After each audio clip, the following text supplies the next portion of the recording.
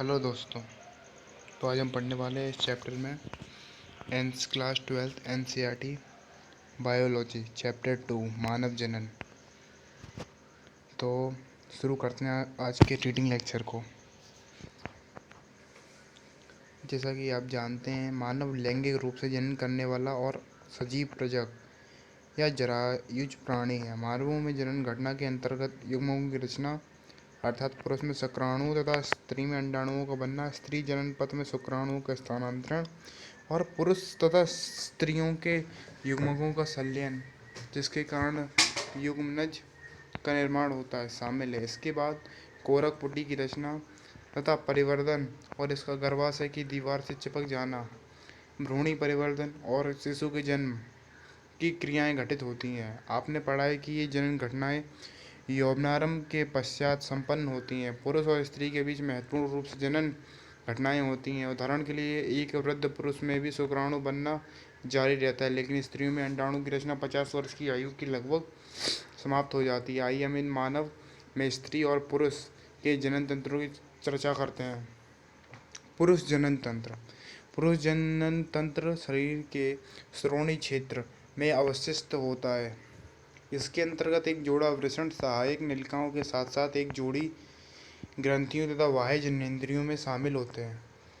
शरीर में वृषण उदर गुहा के बाहर एक थैली या धानी में स्थित होते हैं, जिसे वृषण कोश कहते हैं। वृषण कोश में वृषणों के तापमान को कम रखने में सहायक होता है, जो शुक्राणु जनन के लिए आवश्यक है। वयस्कों में प्रत्येक वृषण अंडाकार होता है, जिसकी लंबाई 4 से 5 सेंटीमीटर और चौड़ाई लगभग 2 से 3 सेंटीमीटर होती है।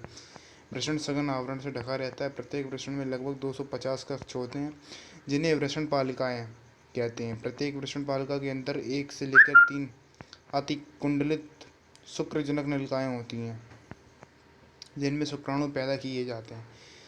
प्रत्येक शुक्रजनक नलिकाओं का भीतरी भाग 2 प्रकार की कोशिकाओं से स्तरित होता है, जिन्हें नरजर्म कोशिकाएं और सर्टोली कोशिकाएं कहते हैं। नरजर्म कोशिकाएं के फलस्वरूप शुक्राणुओं का निर्माण करती हैं, जबकि सर्टोली कोशिकाएं जर्म कोशिकाओं का पोषण प्रदान करते हैं। शुक्रजनन नलिकाएं बाहरी क्षेत्र को अंतराली अवकाश कहा जाता है। इसमें छोटी छोटी रुधिरवाहिकाएं और अंतराली कोशिकाएं या लीडिंग कोशिकाएं होती हैं। लीडिंग कोशिकाएं पुंजन नामक वृषण हार्मोन संश्लेषित एवं स्रावित करती हैं। यहाँ पर कुछ अन्य कोशिकाएं भी होती हैं जो प्रतिरक्षात्मक कार्य करने में सक्षम होती हैं। पुरुष लिंग सहायक नलिकाओं के अंतर्गत वृषण जालिकाएं, शुक्रवाहिकाएं, अधिवृषण तथा शुक्रवाहक होते हैं। वृषण की शुक्रजनक नलिकाएं वृषण नलिकाओं के माध्यम से शुक्रवाहिकाओं में खुलती हैं। ये शुक्रवाहिका वृषण से चलकर अधिवृषण में खुलती हैं, जो प्रत्येक वृषण के पश्च सतह पर स्थित होती है। ये अधिवृषण शुक्रवाहक की ओर बढ़ते हुए उदर को ऊपर जाती है और मूत्राशय के ऊपर की ओर लूप बनाती है। इसमें शुक्राशय की एक वाहिनी आती है और मूत्र मार्ग से स्खलनी वाहिनियों के रूप में खुलती है। ये नलिकाएं वृषण से प्राप्त शुक्राणुओं को भंडारण तथा मूत्र मार्ग से इनका बाहर स्थानांतरण कराती हैं। मूत्र मार्ग मूत्राशय से निकलकर पुरुष के शिश्न के माध्यम से गुजरता हुआ बाहर की ओर एक छिद्र के रूप में खुलता है, जिसे मूत्राशय मुख कहते हैं। शिश्न पुरुष की बाहरी जननेंद्रिय है। ये विशेष प्रकार के ऊतकों का बना होता है, जो शिश्न के उद्घर्षण या उत्थान में सहायता प्रदान कर वीर्य सेचन को सुगम बनाता है। शिश्न का अंतिम वर्तित भाग शिश्न मुंड कहलाता है, जो एक ढीली त्वचा से ढका होता है, जिसे अग्रछद कहते हैं। पुरुष लिंग सहायक ग्रंथियों के अंतर्गत एक जोड़ा शुक्राशय, एक पुरस्थ या प्रोस्टेट ग्रंथि तथा एक जोड़ा बल्बोयूरेथ्रल ग्रंथियां शामिल होती हैं। इन ग्रंथियों का स्राव शुक्रीय प्लाज्मा का निर्माण करता है, जो फ्रक्टोज, फल शर्करा, कैल्शियम तथा कुछ प्रकींड यानी एंजाइम से भरपूर होता है।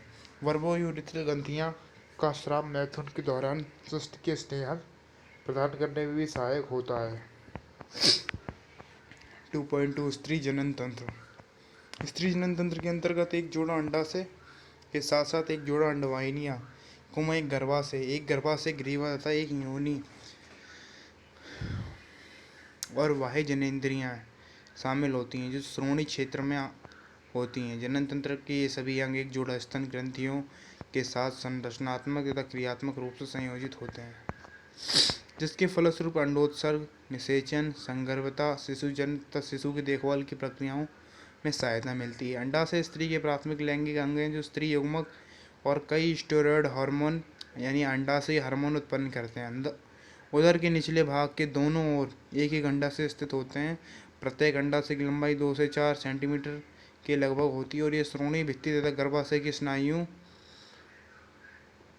द्वारा जुड़ा होता है। प्रत्येक अंडाशय एक पतली उपकला एपिथीलियम से ढका होता है, जो कि अंडाशय पीठिका से जुड़ा होता है। यह पीठिका दो क्षेत्रों, एक परिधि वलकुट और एक आंतरिक मध्यांश में विभक्त होती है। अंडवाहिनियों, डिंबवाहिनी नलिकाएं, फलोपियन नलिकाएं, गर्भाशय तथा योनियां मिलकर स्त्री सहायक नलिकाएं बनाती हैं। प्रत्येक डिंबवाहिनी लगभग 10 से 12 सेंटीमीटर लंबी होती है और जो प्रत्येक अंडाशय की परिधि से लेकर गर्भाशय तक जाती है। अंडाशय के ठीक पास डिंबवाहिनियों का हिस्सा कीप के आकार का होता है, जिसे कीपक कहा जाता है। इसे कीपक के किनारे अंगुली सदृश प्रक्षेप होते हैं, जिसे झालर फ्रेम भी कहते हैं। अंडोत्सर्ग के दौरान अंडाशय से अर्जित अंडाणुओं को संग्रह करने में ये झालर सहायक होते हैं। कीपक आगे चलकर अंडवाहिनियों के एक चौड़े भाग में खुलता है, जिसे तुम्बिका या एम्पुला कहते हैं। अंडवाहिनी का अंतिम भाग संकीर्ण पथ में एक सक्रिय अवकाशिका ल्यूमेन होती है, जो गर्भाशय को जोड़ती है। गर्भाशय केवल एक होता है, इसे बच्चेदानी या बुम्ब भी कहते हैं। गर्भाशय का आकार उल्टी रखी नाशपाती जैसा होता है। यह श्रोणि भित्ति के स्नायुओं द्वारा जुड़ा होता है। गर्भाशय एक पतली ग्रीवा द्वारा योनि में खुलता है। ग्रीवा की गुहा को ग्रीवा नाल या सर्वाइकल कैनाल कहते हैं, जो योनि के साथ मिलकर जन्म नाल यानी बर्थ कैनाल की रचना करती है। गर्भाशय की भित्ति ऊतकों के 3 परत वाली होती है। बाहरी पतली झिल्ली में स्तर को परिगर्भाशय या पेरीमेट्रियम तथा मध्य मोटी चिकनी पेशी स्तर को गर्भाशय पेशी स्तर या मायोमेट्रियम और आंतरिक ग्रंथिल स्तर को गर्भाशय अंतःस्तर यानी एंडोमेट्रियम कहते हैं, जो गर्भाशय गुहा को स्तरित करती है। आर्तव चक्र के दौरान गर्भाशय के अंतःस्तर चक्रीय परिवर्तन होते हैं, जबकि गर्भाशय पेशी स्तर में प्रसव के समय काफ़ी तेज संकुचन होते हैं। स्त्री के बाह्य जननेंद्रियों के अंतर्गत जघन सेल, बृहद्भगोष्ठ आदि होते हैं। जघन सेल वसा में ऊतकों से बनी एक गद्दी सी होती है, जो त्वचा और जघन बालों से ढकी होती है। बृहद्भगोष्ठ ऊतकों का मांसल वलन है, जो जघन सेल से नीचे तक फैले होते हैं और योनि द्वार को घेरे रहते हैं।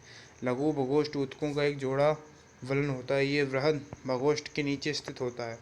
योनि का द्वार प्राय एक पतली झिल्ली, जिसे योनि छद्म कहते हैं, से आंशिक रूप से ढका होता है। भगसेप एक छोटी सी अंगुली जैसी रचना होती है, जो मूत्र द्वार के ऊपर दो बृहद भगोष्ठ के ऊपरी मिलन बिंदु के पास स्थित होती है। योनि छद्म प्रायः पहले मैथुन के दौरान फट जाता है। हालांकि अब यह आवरण कभी कभी तेज धक्के अचानक गिरने से भी फट सकता है। इसके अलावा योनि टेम्पटान घुसेड़ने या फिर घोड़े पर चढ़ने या साइकिल चलाने आदि खेल कूद के भी सक्रिय भागीदारों में से भी फट सकता है। कुछ औरतों का योनि छद्म संभोग के बाद भी बना रहता है, इसलिए योनि छद्म के होने अथवा न होने की बात को किसी स्त्री की कौमार्य या यौन अनुभवों का वास्तविक सूचक नहीं माना जाना चाहिए। कार्यशील स्तन ग्रंथियां सभी मादा स्तनधारियों का अभिलक्षण है।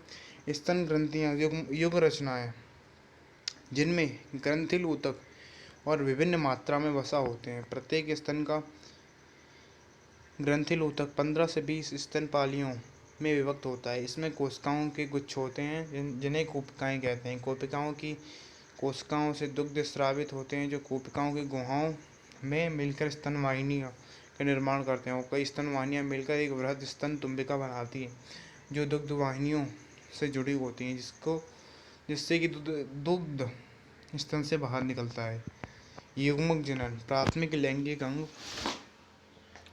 पुरुषों में वृषण, स्त्रियों में अंडाशय।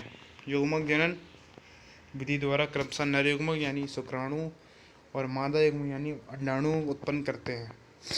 वृषण में अपरिपक्व नर जन्म कोशिकाएं शुक्र जनन द्वारा शुक्राणु उत्पन्न करती हैं, जो कि किशोर अवस्था से समय शुरू हो जाती है। शुक्रजनक नलिकाएं के भीतरी भित्ति में उपस्थित शुक्राणुजन समसूत्री विभाजन द्वारा संख्या में वृद्धि करते हैं। प्रत्येक शुक्राणुजन द्विगुणित होता है और उसमें 46 गुणसूत्र होते हैं।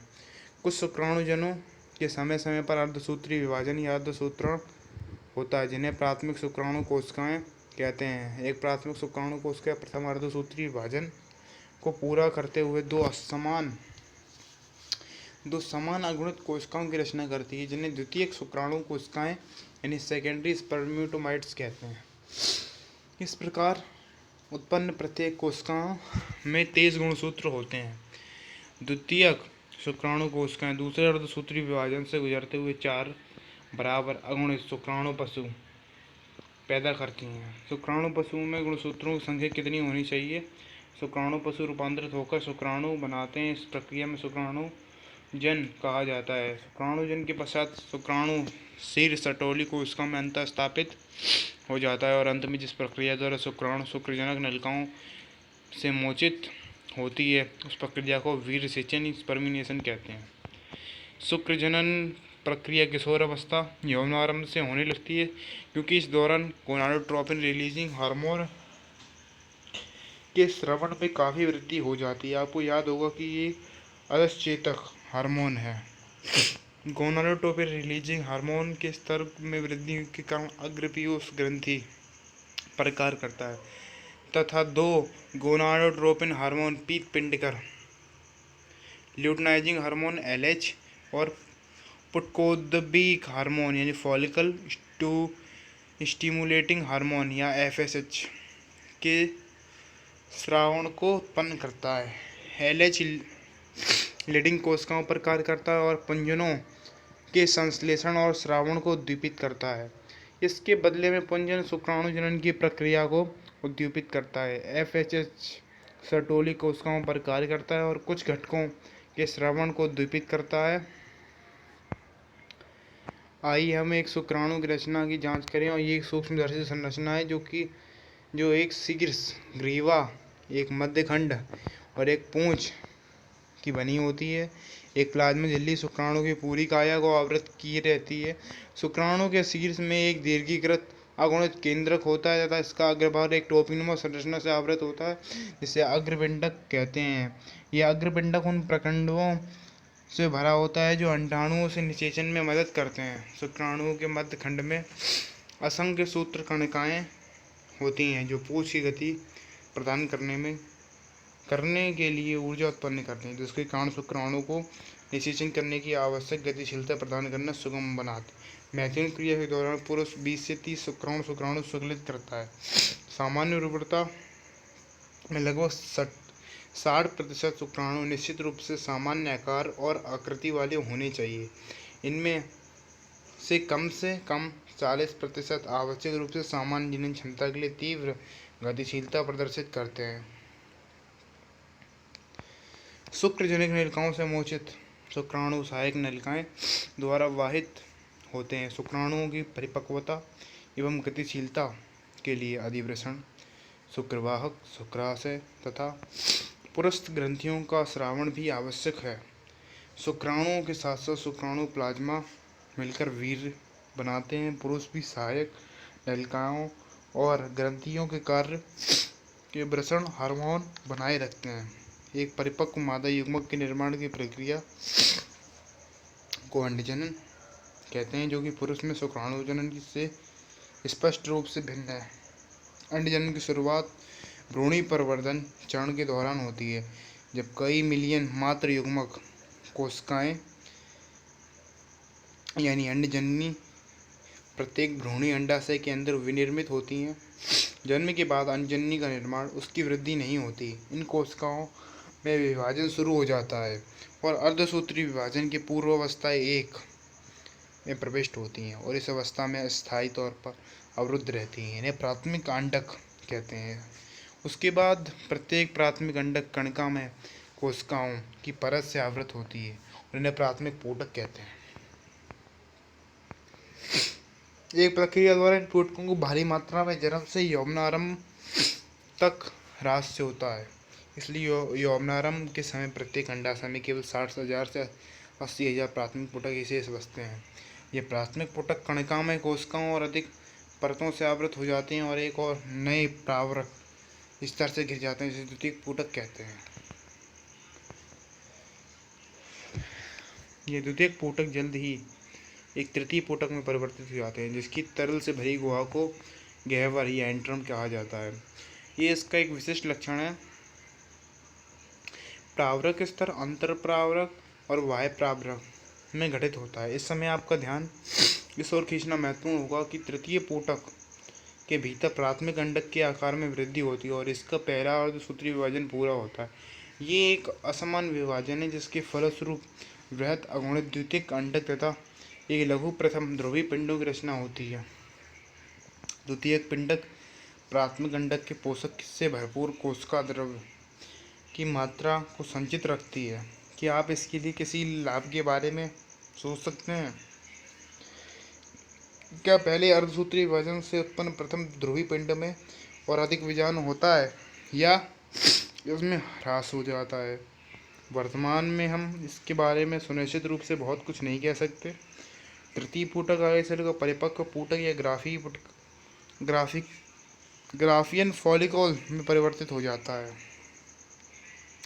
द्वितीय कंडक अपने चारों ओर एक नई झिल्ली का निर्माण करता है, इसे पारदर्शी अंडा आवरण कहते हैं।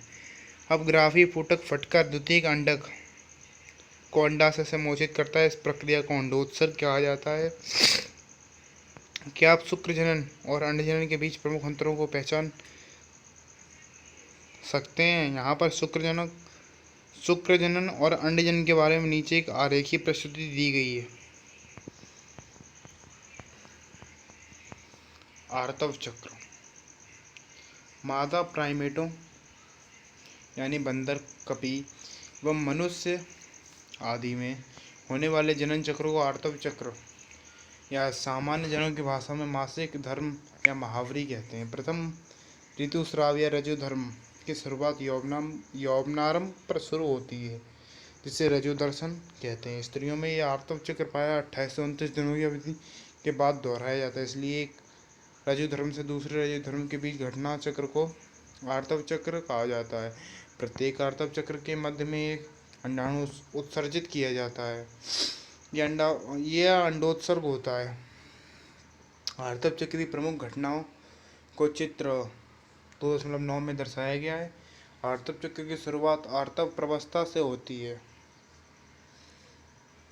जबकि रक्तस्राव होने लगता है। यह रक्तस्राव 3 से 5 दिनों तक जारी रहता है। गर्भाशय से इस रक्तस्राव का कारण गर्भाशय की अंतःस्तर परत और उसकी रक्त वाहिनियों को नष्ट होना है, जो एक तरल का रूप धारण करता है और योनि से बाहर निकलता है। रजो धर्म तभी आता है जब मोचित अंडाणु निषेचित नहीं हुआ हो। रजो धर्म की अनुपस्थिति गर्भधारण का संकेत है, यद्यपि इसके अन्य कारण हैं, जैसे तनाव, निर्मल, स्वस्थ आदि भी हो सकते हैं। आर्तव प्रवस्था के बाद पूटकी प्रवस्था आती है। इस प्रवस्था के दौरान गर्भाशय के भीतर के प्राथमिक पूटक में वृद्धि होती है और ये एक पूर्ण ग्राफीय पूटक बन जाता है। और इसके साथ साथ गर्भाशय में प्रचुरोद्भवन के द्वारा गर्भाशय अंतःस्तर पुनः पैदा हो जाता है। और गर्भाशय में प्रचुरोद्भवन के द्वारा गर्भाशय अंतःस्तर पुनः पैदा हो जाता है। अंडाशय और गर्भाशय के ये परिवर्तन पीयूष ग्रंथि तथा अंडाशय हार्मोन की मात्रा के स्तर में बदलावों से प्रेरित होते हैं। पूटक प्रवस्था के दौरान गोनाडोट्रोपिन का स्रावण धीरे धीरे बढ़ता है। ये स्राव पूटक परिवर्तन के साथ साथ वर्तमान पूटक द्वारा एस्ट्रोजन के स्रावण को उद्दीपित करता है। LH तथा FSH दोनों ही आर्तव चक्र के मध्य अपने उच्चतम स्तर को प्राप्त करते हैं। मध्य चक्र के दौरान LH का तीव्र स्रावण जब अधिकतम स्तर पर होता है तो इसे LH सर्ज कहा जाता है, यानी अंडोत्सर्ग होता है। अंडोत्सर्ग के पश्चात पीत प्रवस्था आती है, जिसके दौरान काफी पूटक का शेष बचा हुआ भाग पीत पिंड का रूप धारण कर लेता है। यह पीत पिंड भारी मात्रा में प्रोजेस्टेरॉन स्रावित करता है, जो कि गर्भाशय अंतःस्तर बनाए रखने के लिए आवश्यक है। इस प्रकार गर्भाशय अंतःस्तर निषेचित अंडाणुओं के अंतरोपण तथा संगर्भता की अन्य घटनाओं के लिए आवश्यक है। संगर्भता के दौरान आर्तव चक्र की सभी घटनाएं बंद हो जाती हैं, इसलिए इस समय रजोधर्म नहीं होता। जब निषेचन नहीं होता तो पीत पिंड में ह्रास यानी कि नष्ट होता है और ये अंतःस्तर का विखंडन करता है, जिससे कि फिर से रजोधर्म का नया चक्र शुरू हो जाता है, यानी महावरी पुनः होती है। स्त्री में आर्तव चक्र 50 वर्ष की आयु के लगभग बंद हो जाता है। इस स्त्री को रजोनिवृत्ति कहा जाता है। इस प्रकार रजोदर्शन से लेकर रजोनिवृत्ति की अवस्थाओं में चक्रीय रजोधर्म सामान्य जनन अवधि का सूचक है। तो आज के लिए बस इतना ही दोस्तों, मिलते हैं इसके नेक्स्ट पार्ट में। अगर आपको वीडियो अच्छी लगी हो तो लाइक करें, सब्सक्राइब करें। Thank you for watching.